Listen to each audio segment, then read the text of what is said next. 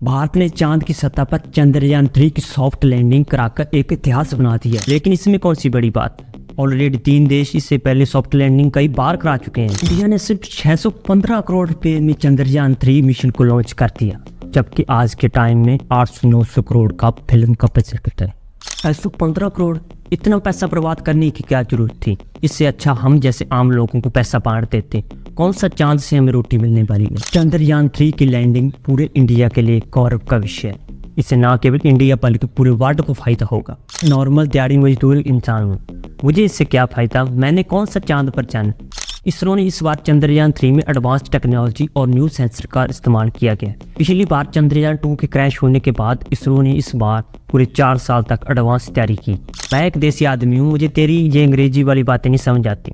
अगर समझाना तो कुछ देसी भाषा में समझा, कैसे यहाँ से गया और कैसे चंद्रमा पर पहुंचा। इतने सारे सवाल जो आम लोगों के मन में चल रहे हैं, इस वीडियो में सभी सवालों के जवाब मिल जाएंगे। चंद्रयान-3 की सॉफ्ट लैंडिंग इंडिया के लिए एक सेलिब्रेशन से कम नहीं, क्योंकि हो भी क्यों ना, चांद के दक्षिणी ध्रुव पर पहुंचने वाला इंडिया पहला देश बन चुका है।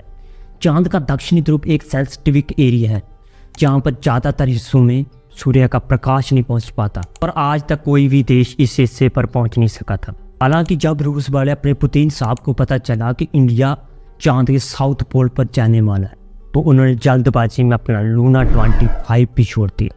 वो तो खैरियत रही कि लूना 25 पहुंच नहीं पाया। चलो वो बात अलग है कि लूना 25 पहुंचने से पहले क्रैश हो गया, वरना एक नंबर बना मजाक किरकिरा करते थे। इंडिया की इस कामयाबी पर पूरा वर्ल्ड इंडिया को अप्रिशिएट कर रहा है, और खुशी की बात है कि हमारा पड़ोसी देश पाकिस्तान के लोग मिठाई बांट कर इंडिया को अप्रिशिएट कर रहे हैं। चांद पे पहुंच गए हैं। ये देखें, इधर पाकिस्तान में हर एक को पता है। ये देखें, आप बहुत बहुत शुक्रिया। आपका भी बहुत शुक्रिया। मुझे ये बताएं, आपको खुशी हुई है कि हमारे हमसाये चांद पे पहुंच गए हैं? हमें बहुत खुशी हुई है, जबरदस्त। मिठाई खा रही हूँ। पृथ्वी जिस पर हम रह रहे हैं और इसके चारों ओर चक्कर लगा रहा है चंद्रमा। अब किसी भी वस्तु को चंद्रमा पर पहुंचाने के लिए हमें धरती से ऊपर फेंकना पड़ेगा, और हम जानते हैं कि अगर हम किसी भी वस्तु को धरती से ऊपर फेंकते हैं तो उल्टा ये धरती उस वस्तु को हमारे मुंह पर फेंकती है। पृथ्वी का अपना एक गुण है, प्रत्येक वस्तु को ये अपनी ओर आकर्षित कर रही, मानो एक चुंबक की तरह पूरी पृथ्वी बनी हुई है। कोई भी वस्तु अगर हम ऊपर फेंकेंगे तो निश्चय वो नीचे आएगी। लेकिन इसके भी एक सीमा है, उस सीमा के पार होने पर कोई भी वस्तु धरती पर वापस नहीं लौटती। चांद पर पहुंचने के लिए पहला टास्क है कि चंद्रयान को पृथ्वी का गुरुत्वाकर्षण क्षेत्र पार करना होगा। इसके लिए इसरो ने चंद्रयान को एक रॉकेट के आगे फिट कर दिया, और इस रॉकेट की सहायता से चंद्रयान ने पृथ्वी के गुरुत्वाकर्षण को पार कर लिया। अब इस रॉकेट का काम खत्म हो गया और ये रॉकेट चंद्रयान से अलग हो गया।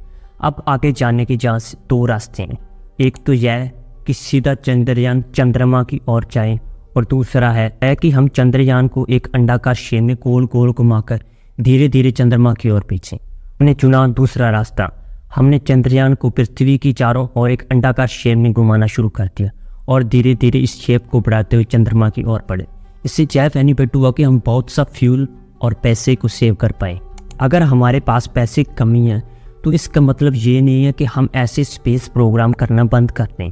इससे बेटर है कि हम ऐसे रास्ते खोजें जिसमें ज़्यादा से ज़्यादा हम पैसे को सेव कर सकें। ये बात ज़रूर है कि टाइम ज़रूर ज़्यादा लगेगा, लेकिन हम फ्यूल और पैसे को सेव कर ऐसे और अनेकों प्रोग्राम कर सकते हैं। इसरो ने भी इस रास्ते को इसलिए चुना कि ज़्यादा से ज़्यादा फ्यूल और पैसे की बचत हो सके, ताकि आने वाले समय में और ही ऐसे ही स्पेस प्रोग्राम को लॉन्च किया जा सके। 14 जुलाई को सतीश धवन अंतरिक्ष केंद्र से इसरो ने चंद्रयान-3 को चांद पर भेजने के लिए प्रक्षेपित किया। चंद्रयान-3 ने पृथ्वी के गुरुत्वाकर्षण को पार कर पृथ्वी के चारों ओर एक अंडाकार शेप में घूमना शुरू कर दिया। धीरे धीरे ये शेप बढ़ाता हुआ चंद्रमा की ओर आगे बढ़ता चला गया। चंद्रमा में पृथ्वी की तरह ही खींचने का गुण है, हालांकि ये गुण बहुत ही कम है। 5 जुलाई को चंद्रयान-3 चंद्रमा की कक्षा में पहुंचकर चंद्रमा के चारों ओर चक्कर लगाने लग गया। अब जहाँ से चंद्रयान-3 को 2 भागों में डिवाइड होना था, एक भाग जो चंद्रमा के चारों ओर परिक्रमा करता हुआ रहता, और दूसरा भाग चंद्रमा की सतह पर जाकर बैठना था। अब जिस भाग को चंद्रमा की सतह पर जाकर बैठना है, उस भाग की सॉफ्ट लैंडिंग करवाना सबसे मुश्किल काम है। पिछली बार भी चंद्रयान-2 के असफल होने का कारण भी चंद्रमा की सतह पर सॉफ्ट लैंडिंग ना हो पाना। चंद्रमा की सतह पर सॉफ्ट लैंडिंग को हम थोड़ा डिटेल और सिंपल लैंग्वेज में समझने की कोशिश करते हैं। अब जो मेन समस्या है कि चंद्रयान के जिस भाग को चांद की सतह पर उतारना है तो उसे कैसे उतारें कि वो बिना किसी प्रकार के क्रैश की सॉफ्ट लैंडिंग कर जाए। चलो चंद्रयान को हेलीकॉप्टर की तरह उतार लेते हैं, इसके ऊपर पंखे लगा लेते हैं, लेकिन चांद पर तो हवा ही नहीं है, तो हमारा ये प्लान भी फेल हो गया। चलो दूसरे तरीके में हम चंद्रयान को एक एरोप्लेन की तरह उसके टायर लगाकर उतार लेते हैं, लेकिन इसके लिए पहले हमें चांद पर एक मिस्त्री भेजना पड़ेगा जो चांद की सतह पर रनवे बनाएगा, वरना चांद की सतह पर तो गड्ढे हैं, टायर भी फट जाएंगे। अब ये तो दोनों तरीके ही फेल हो गए, अब उतारे तो उतारे कैसे। अब जो तीसरा तरीका है कि चंद्रयान की हॉरिजॉन्टल वेलोसिटी और वर्टिकल वेलोसिटी को एक साथ कंट्रोल कर सॉफ्ट लैंडिंग करवाई जाए, लेकिन ये इतना आसान नहीं है। अब कई बार होता क्या है कि जैसे ही लैंडिंग का टाइम आता है तो चंद्रयान चांद की सतह को छूने वाला होता है, लेकिन उसकी हॉरिजॉन्टल वेलोसिटी कम नहीं हो पाती, यानी जिस गति से वो आगे बढ़ रहा है वो तो कम नहीं हो पाती, लेकिन जिस गति से वो नीचे चांद की सतह की ओर आ रहा है वो अचानक से कम हो जाती है, जिससे कि जैसे ही चंद्रयान के आगे के पैर सतह को टच करते हैं तो पीछे से एकदम पलटकर क्रैश होने का खतरा बन जाता है। लैंडिंग के वक्त दूसरा वोल्ट जाता है कि चंद्रयान जिस टाइम लैंडिंग करने वाला होता है लेकिन अभी सतह से काफ़ी ऊंचा है, लेकिन उसकी हॉरिजॉन्टल वेलोसिटी यानी आगे बढ़ने की गति एकदम से कम हो जाती है, लेकिन उसके नीचे आने की गति वर्टिकल वेलोसिटी एकदम से बढ़ जाती है, जिससे अचानक फुल स्पीड से आकर सतह पर गिर जाता है, जिससे क्रैश होने की संभावना बहुत ज़्यादा बन जाती है। चंद्रयान 3 के लैंडिंग के टाइम इसरो ने चंद्रयान 3 की आगे बढ़ने की गति और सतह की और नीचे आने की गति को एक साथ कंट्रोल किया। आगे बढ़ने की गति 0.5 मीटर पर सेकंड से भी कम कर ली थी और नीचे आने की गति 2 मीटर पर सेकंड से कम कर ली थी, जिससे कि चंद्रयान 3 चांद की सतह को बड़ी सॉफ्ट तरीके से छू पाया था। अब सेकंड क्वेश्चन कि चंद्रयान 3 के चांद पर पहुंचने पर इंडिया और पूरे वर्ल्ड को किस प्रकार से फायदा हो सकता है। चंद्रयान 1 जो एक सफल परीक्षण रहा था, जिसमें पता चला था कि चांद के दक्षिणी ध्रुव पर पानी मिलने की पूरी संभावना है। अगर चांद के दक्षिणी ध्रुव पर पानी मिल जाता है तो इंडिया अपना स्पेस स्टेशन चांद पर स्थापित कर सकता है।